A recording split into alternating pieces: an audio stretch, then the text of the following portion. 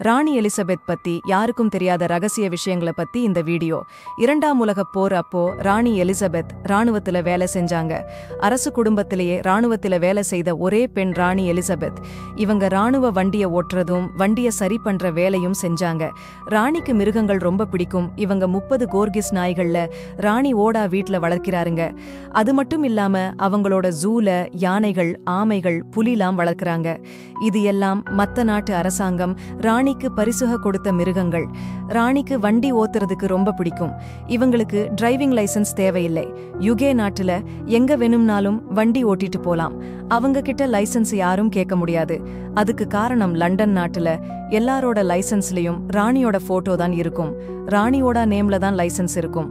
உலகத்துல எந்த ஒரு நாடகம் இருந்தாலும் ராணி பாஸ்போர்ட் இல்லாம போலாம். அவங்களோட பிரைவேட் ஃப்ளைட்ல ஒரு பிரச்சனையும் இல்லாம உலகத்துல எங்க வேணும்னாலும் எப்ப வேணாலும் போலாம். அதே மாதிரி ஏர்போர்ட்ல அவங்க டிக்கெட் எடுக்கணும், புக்கிங் பண்ணணும், எந்த ஒரு ரூல்ஸ் பிரச்சனையும் அவங்களுக்கு இல்ல. லண்டன் நாட்டு கடல்ல இருக்கிற வாத்து, சுறா, டால்பின்ஸ் எல்லாமே ராணிக்கு சொந்தமானது.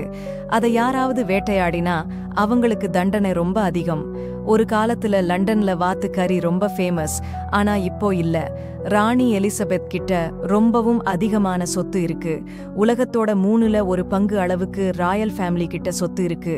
ராணிக்கு எந்த அளவுக்கு அதிகார பவர் இருக்குன்னா, ஆஸ்திரேலியா நாட்டுல பதவியில இருக்கிற பிரைம் மினிஸ்டர்ஸ் எல்லாத்தையுமே பதவியில இருந்து ராணி நினைச்சா தூக்க முடியும். 1975 இவங்க ஒரு முறை ஆஸ்திரேலியாவோட பிரைம் மினிஸ்டர் பதவியிலிருந்து தூக்கிதாங்க. அரசாங்கத்தையே கலைச்சிட்டாங்க.